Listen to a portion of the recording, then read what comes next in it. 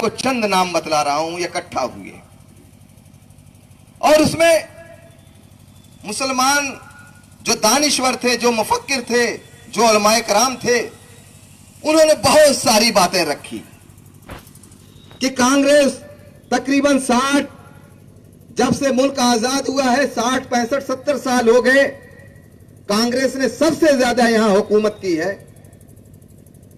और उस अरसे में हिंदुस्तानी मुसलमानों को कांग्रेस ने कुछ नहीं दिया है। मैं उसको फैला के यह कहना चाहूंगा कि कांग्रेस पार्टी ही ने नहीं, बहुजन समाज पार्टी ने भी हमें कुछ नहीं दिया है, समाजवादी पार्टी ने भी हमें कुछ नहीं दिया है। हां, अगर हमारे ऊपर बहुत ज्यादा रहम किया है तो इंतखाबी एजेंडों में हमारे मसाइल को उसने शामिल किया है, उसके अलावा कुछ नहीं किया है। सारे लोगों ने अपनी बातें कही कि कांग्रेस की जो सबसे बड़ी बात है वो ये है कि वो नर्म हिंदुत्व पे यकीन रखती है। कई एक मसले आए, उसमें यह भी आया कि कांग्रेस ने सच्चर कमेटी की सिफारिशात पर अमल नहीं किया,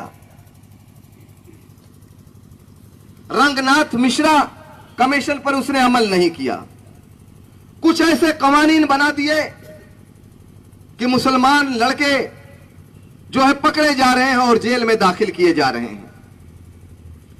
जो इस कदर फिरका वाराना फसादात हो रहे हैं, जिसको आप सांप्रदायिक दंगे कह रहे हैं, वो फसादात हो रहे हैं और कांग्रेस ने उसके खिलाफ उसको रोकने के लिए कोई कानून वज़ा नहीं किया।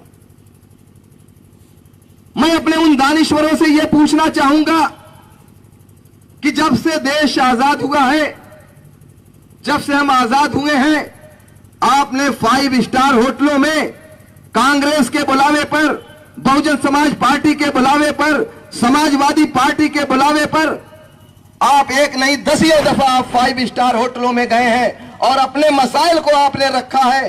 क्या आपके मसाइल को कभी सुना गया है?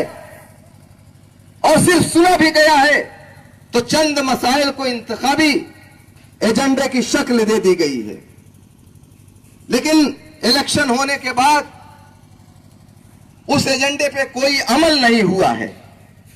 आपको मैं हट के कांग्रेस की बात से हट के थोड़ा समाजवादी पार्टी के बारे में आपको बतला देना चाहता हूं। हम ये मानते हैं कि सारी कमियां हमारी है, हमें वोट नहीं देना आता, हमें अपनी क़यादत खड़ा नहीं करने आता, सारी कमी हमारी है, हम किसी को बुरा भला नहीं कहते। लेकिन अगर मुल्क के हालात को अगर आपके सामने रखा नहीं जाएगा तो आप कैसे जानेंगे कि हमारे साथ क्या हो रहा है? समाजवादी पार्टी की पिछली जो हुकूमत थी, जो वजीर आला उत्तर प्रदेश के थे जनाब अखिलेश यादव जी, जब उत्तर प्रदेश का वो चुनाव हुआ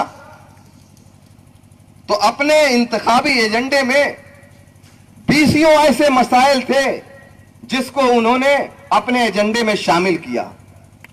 उसमें यह कहा कि उत्तर प्रदेश में हम मुसलमानों को रिजर्वेशन भी देंगे, जहां मुसलमानों की ज्यादा तालीम है वहां हम उर्दू मीडियम को भी शुरू करेंगे, उर्दू स्कूल को भी शुरू करेंगे।